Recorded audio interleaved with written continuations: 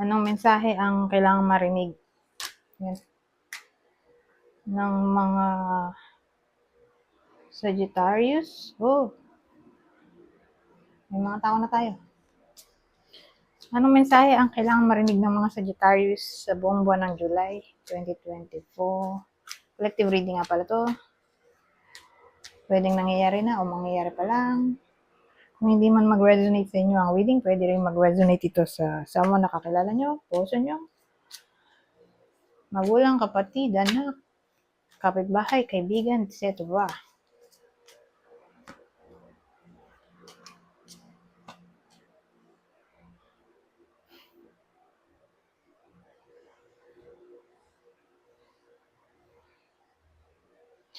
So, yung babae matanda sa lalaki, ito senior. Yung lalaki, 40 to 59 years old. Basta mas matanda tong babae sa lalaki. Ngayon, kung di kayo makarelate sa gender, gawin nyo na lang energy.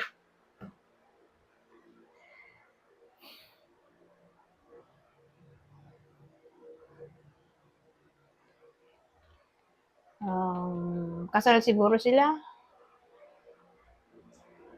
Kunin nyo lang yung info na sa tingin nyo ay para sa inyo. Kasal, may anak to eh. Itong si Lola. So, anak siguro nila.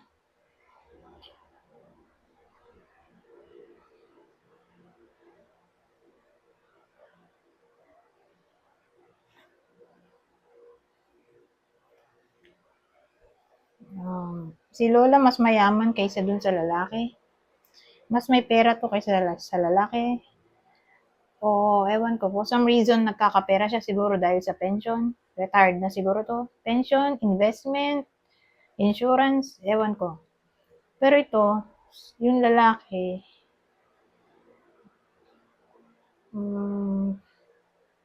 businessman siguro to. O, pwede rin, yun nga, businessman, pero small time. O, may business siya, pero hindi,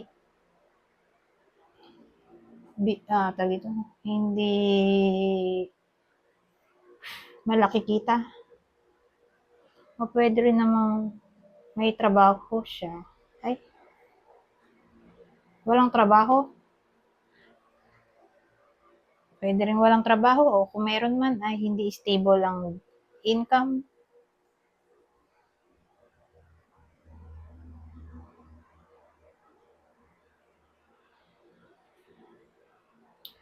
So, ganun.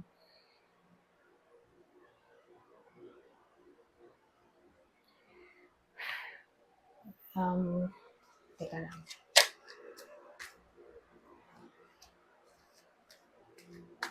Bago ko to ikwento, ito muna. Nalilito ako eh. Oh.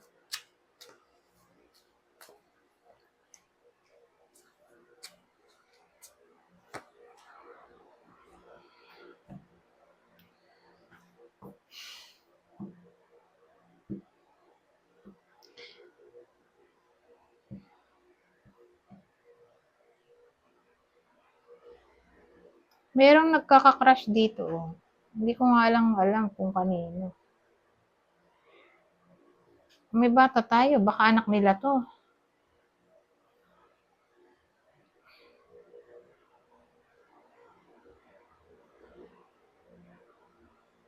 Pero love interest to. Bata pa to, teenager. Grabe din.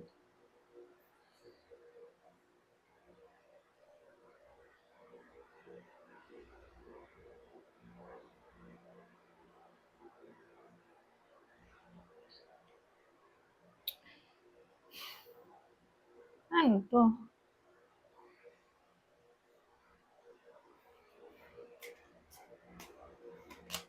Ay. Inisip ko teenager kabit. Parang nag-alinlangan ako, na-clarify na dito. Pero kanino?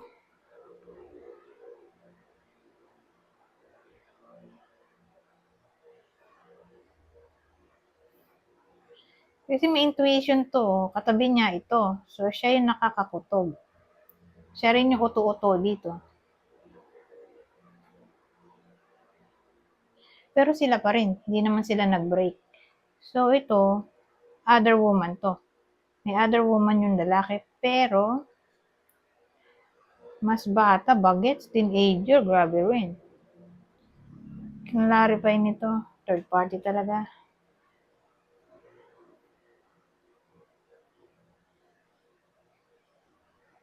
Pero wala na sila. Hindi naman sila nag-break eh.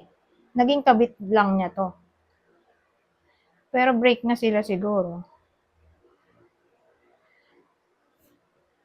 Tapos itong batang to, nasa process na ng pag-move on. Binabalik niya na ulit ang confidence sa sarili niya o nagkakaroon na siya ng lakas ng loob para mag-move on. OMG.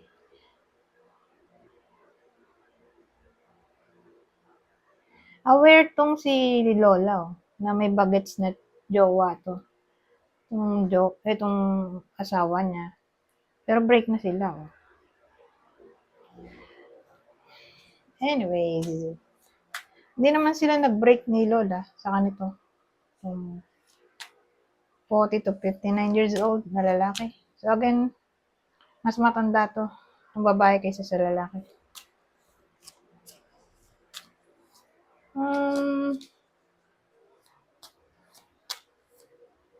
Ano kayo matanong? Future outcome ng connection nitong mag-lovers dito?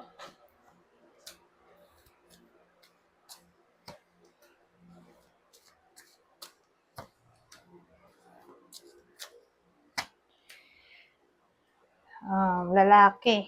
So, siya to. Si kuya.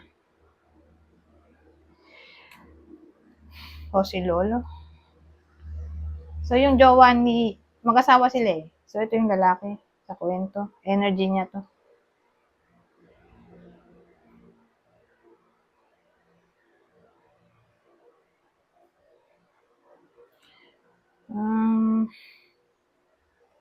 Ano to? So, ang dating, di ba wala siyang pera o mahina business niya, mahina kita. Itong si, lalaki. Kasi mas mayaman to eh. O mas mapera. Si Lola. So, ngayon, tong lalaking to, gagawa siya ng ibang mga way para mag-earn ng money. Mag-multitasking siya dito.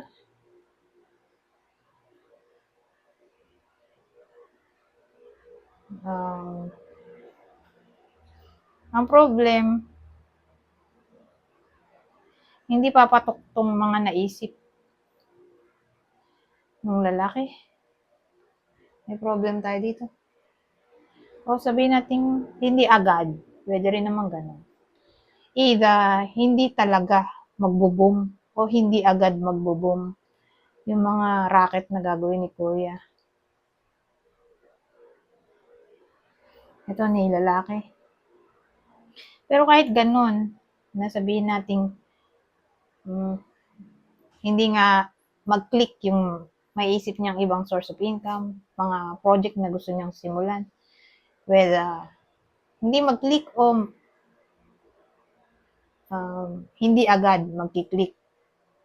Hindi siya basta-basta mawawalan ng pag-asa dito.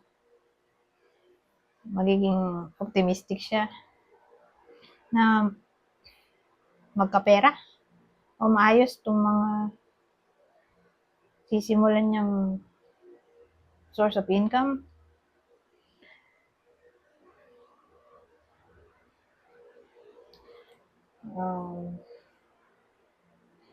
Ang dulo natin ay 5 of Cups. Pero baliktad. Para bang kung sakali man na hindi mag-work yung mga business o project o anything na sisimulan niya o pinagkakabalaan niyang pera kasi nag-multitasking nga siya dito. eh di magpapaka-positibo siya. Kung hindi man talaga mag-click, i-accept na lang niya na ganun talaga ang buhay. Pero tingin ko magta-try again siya. Ibang source of income ulit.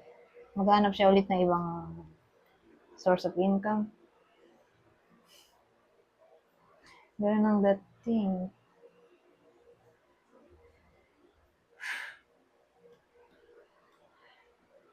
Pero walang lumabas na maglolo ko to. Parang ang lahat ng tinopik dito ay pera. Kasi sa bagay, problemado nga rin siya sa topic ng money. Pero hindi naman siya magloloko dahil tapos na. Tapos na yung relasyon nila, oh. Ang main focus niya ay money.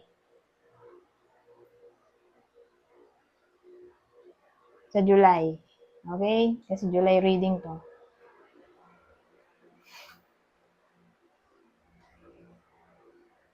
So again, maghihiwalay itong dalawa. Itong si lalaki at yung jowa niyang bagets. Whether naghiwalay na o maghihiwalay pa lang. Pero mag-move on to, yung batang to. Hindi siya magmamakaawang bumalik dun sa lalaki. Although mahal niya, pero mag-move on siya. I-respect niya yung decision ng paghihiwalay. Maghihiwalay kasi sila dito for some reason dahil siguro hindi sila compatible dahil sa age gap, generation gap. Incompatible sila dito. Anyways, kuha tayo ng ibang detalye dito.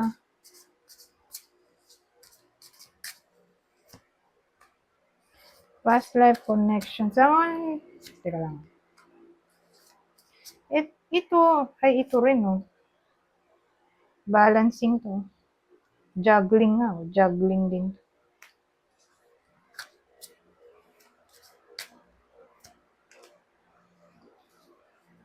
Tingin ko advice to dun sa lalaki. Someone with heavy influence from a past life is with you. Tingin ko past life connection. May past life connection sila. Itong partner niya. Si Lola. Kasama niya raw eh. Yung may ka-past life connection. Di si Lola yun. Ito namang balance. Juggling too many things at once. Find time for yourself. So, sino ba to? Di ba siya lang din yun? Siya yung sinasabi ko kanina. Busy. Nagma-multitasking tulad nito. Na para bang, yun nga, huwag niya masyadong pag-worry ng sarili niya. Find time for yourself na makapag-rest din. So again, para to dun sa lalaki, mensahe o advice. Ito, expansion, pursue bigger and greater endeavors. Sabi ko nga kanina, na kung sakali nga hindi mag-work, yung mga sinisimulan niya ditong business, o sisimulan pa lang,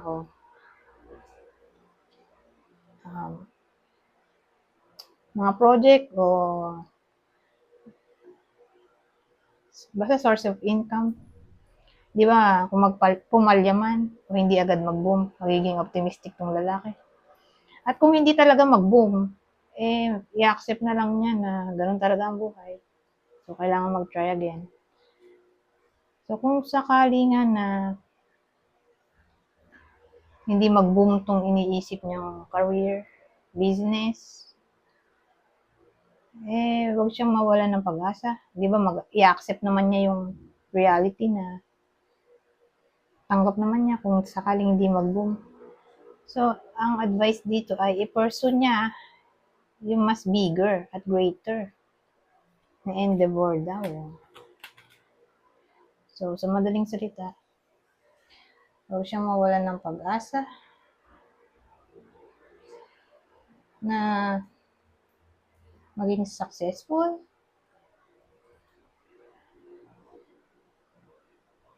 Kailangan lang niya magsumikap.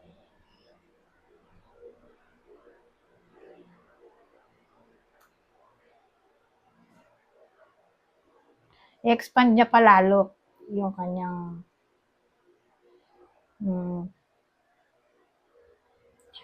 tawag dito, source of income o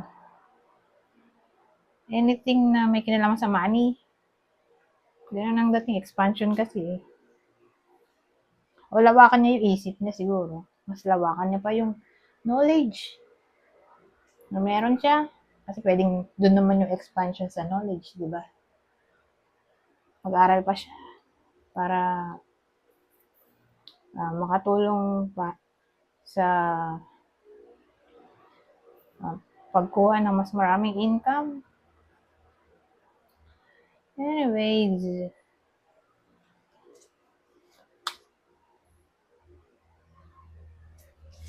sino yung possible partner dito ng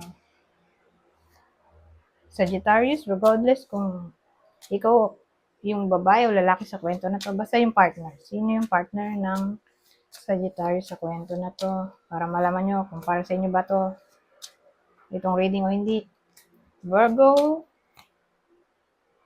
Scorpio, Pisces. Ngayon, kung hindi naman para sa inyo itong reading, baka tumama sa kakilala nyo. So, ito ang tatamaan na kakilala nyo ng reading na to. Isa sa Earth sign, Taurus, Virgo, Capricorn, Leo, Libra. Anyways, hanggang dito na lang. Goodbye for now.